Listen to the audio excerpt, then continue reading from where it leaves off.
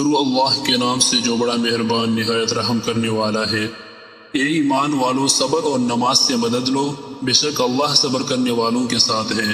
اور ہم ضرور تمہیں آزمائیں گے کسی قدر خوف، بھوک اور مالوں، جانوں اور پنوں کی کمی سے، اور صبر کرنے والوں کو خوشخبری دو، جن کا حال یہی کہ جب ان پر کوئی مصیبت آتی ہے تو وہ کہتے ہیں بے شک ہم اللہ کے ہیں اور ہم اسی کی طرف لوٹنے والے ہیں۔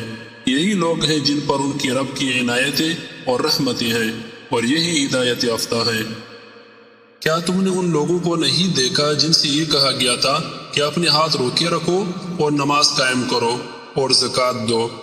پھر جب ان پر قتال فرض کر دیا گیا تو ایک گروہ ان میں سے لوگوں سے ایسا ڈرنے لگا جیسے اللہ سے ڈرتے ہیں، بلکہ اس سے بھی زیادہ، اور کہنے لگے اے ہمارے رب، تو نے ہم پر لڑائی کیوں فرض کر دی؟ کیوں نہ ہمیں اور کچھ مدت کے لیے مہلت دے دیتا؟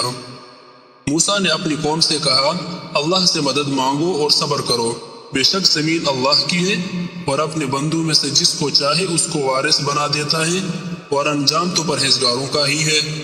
اور اللہ اور اس کے رسول کا حکم مانو اور آپس میں جھگڑا نہ کرو، ورنہ بزدل ہو جاؤ گے اور تمہاری ہوا اکھڑ جائے گی، اور صبر کرو، بے شک اللہ صبر کرنے والوں کے ساتھ ہے۔ اور انہوں نے اس کے کرتے پر جھوٹا خون لگا کر لائے۔ یعقوب نے کہا بلکہ تمہارے دلوں نے یہ بات تمہارے لیے آسان کر دی ہے تو اچھا صبر ہی بہتر ہے، اور جو بات تم بیان کرتے ہو اس پر اللہ ہی سے مدد مانگی جا سکتی ہے۔ اور ہم نے آسمانوں اور زمین کو اور جو کچھ ان کے درمیان ہے حق کے ساتھ پیدا کیا ہے، اور قیامت ضرور آنے والی ہے، سو آپ احسن طریقے سے درگزر کریں اور صبر کیجئے، اور آپ کا یہ صبر اللہ کی توفیق کے بغیر نہیں ہو سکتا، اور آپ ان کے حال پر غمگین نہ ہوں اور نہ ان کے مکروں سے دل تنگ ہوں۔ بس جو کچھ وہ کہتے ہیں اس پر صبر کیجئے، اور سورج نکلنے سے پہلے اور اس کے غروب ہونے سے پہلے اپنے رب کے حمد کے ساتھ تسبیح کیجئے، اور رات کے بعض اوقات میں اور دن کے کناروں پر بھی تسبیح کیجئے تاکہ آپ خوش ہو جائیں۔ بے شک آج میں نے انہیں ان کے صبر کے بدلے میں اس کا اجر دے دیا ہے کہ وہی کامیاب ہونے والے ہیں۔ یہی وہ لوگ ہیں جن کو ان کے صبر کے بدلے جنت کے بالا خانے دیے جائیں گے، اور وہاں دعا سلام سے ان کا استقبال کیا جائے گا۔ یہ وہ لوگ ہیں جو صبر کرتے ہیں اور اپنے رب پر بھروسہ کرتے ہیں۔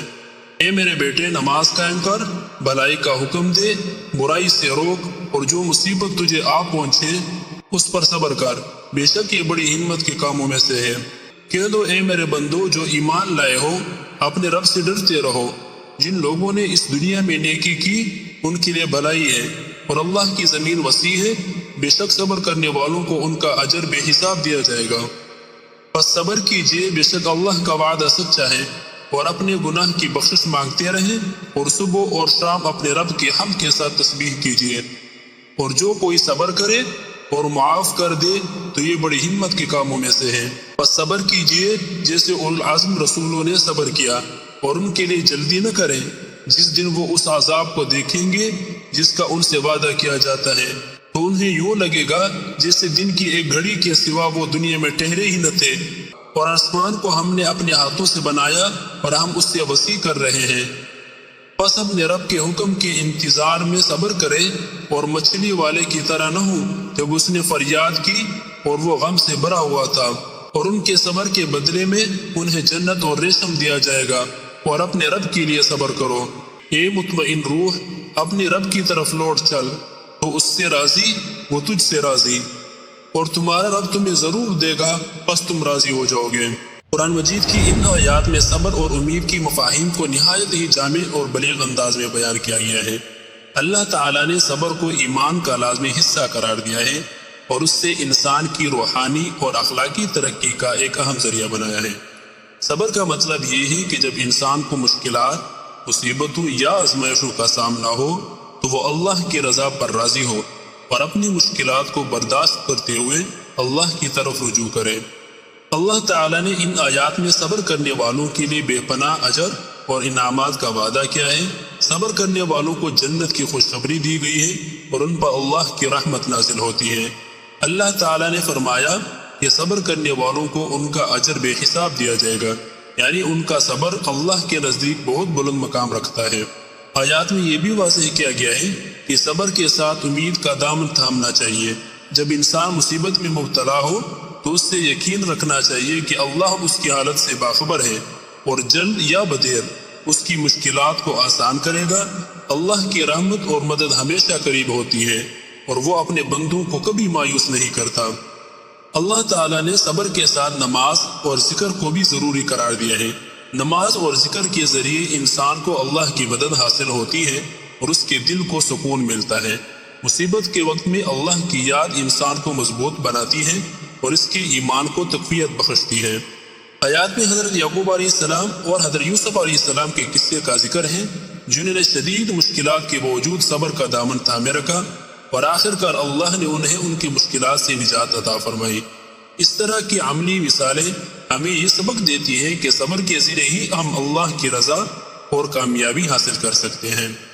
صبر اور امید کا پیغام صرف یہ نہیں کہ ہم مشکلات کا سامنا کریں، بلکہ یہ کہ ہم مشکلات کا سامنا کرتے ہوئے اللہ کی طرف رجوع کریں اور اس کے ساتھ مضبوط تعلق قائم رکھیں۔ قرآن مجید ہمیں صبر کی تربیت دیتا ہے اور ہمیں یہ سکھاتا ہے کہ ہم اپنی تمام امیدیں اللہ سے وابستہ رکھیں۔ اس دنیا کی آزمائشیں وقتی ہیں، لیکن جو شخص صبر کرتا ہے وہ آخرت میں ہمیشہ کے لیے کامیاب ہوگا۔ یہ تفسیر ان آیات کا جامع خلاصہ پیش کرتی ہے اور اس میں قرآن مجید کے اس اہم پیغام کو اجاگر کیا گیا ہے کہ صبر اور امید کے ساتھ اللہ کی طرف رجوع کرنے سے انسان کو نہ صرف دنیاوی مشکلات میں سکون ملتا ہے بلکہ آخرت میں بھی اس کے لیے نجات کی راہیں ہموار ہو جاتی ہیں۔ حضرت یعقوب علیہ السلام کا اپنے بیٹے حضرت یوسف علیہ السلام کے گم ہونے پر صبر ایک مثالی واقعہ ہے۔ حضرت یعقوب علیہ السلام کو اپنے بیٹے کی گمشدگی کا شدید دکھ تھا، لیکن انہوں نے صبر کا دامن تھامے رکھا اور اللہ سے مدد طلب کی۔ قرآن مجید میں اللہ تعالیٰ نے فرمایا، یعنی صبر ہی بہتر ہے اور اللہ ہی سے مدد مانگنی چاہیے ان باتوں پر جو تم بیان کر رہے ہو۔ حضرت یعقوب علیہ السلام کا یہ صبر انہیں حضرت یوسف علیہ السلام کی بازیابی اور خاندان کے دوبارہ ملاپ کا سبب بنا۔ اس واقعہ سے ہمیں یہ سبق ملتا ہے کہ صبر کے ساتھ اللہ سے امید باندھنے والے کبھی مایوس نہیں ہوتے۔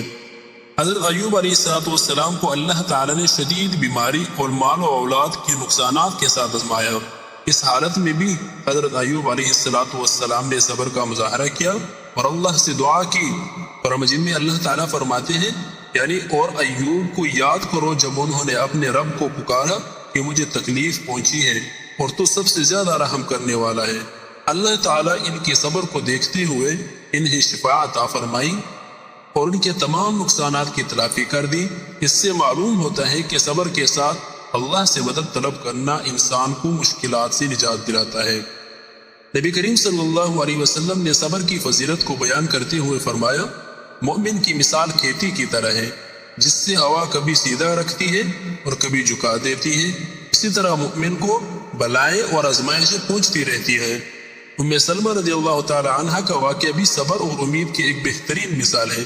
جب ان کے شوہر حضرت ابو سلمہ رضی اللہ تعالی عنہ کا انتقال ہوا تو انہوں نے نبی کریم صلی اللہ علیہ وسلم کی تعلیم کے مطابق یہ دعا پڑھی، انا للہ و انا الیہ راجعون اللہم اجرنی فی مصیبتی واخلف لی خیرا منہا، یعنی ہم اللہ کے لیے ہیں اور اسی کی طرف لوٹنے والے ہیں۔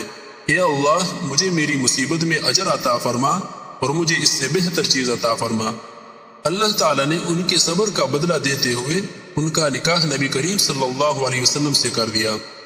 ایک اور حدیث میں نبی کریم صلی اللہ علیہ وسلم نے فرمایا، جب اللہ کسی کے ساتھ بھلائی کا ارادہ فرماتا ہے تو اس سے مصیبت میں مبتلا کرتا ہے۔ اس حدیث سے واضح ہوتا ہے کہ اللہ تعالیٰ اپنے بندوں کو آزما کر ان کے صبر کا امتحان لیتا ہے اور ان کے لیے اجر عظیم تیار کرتا ہے۔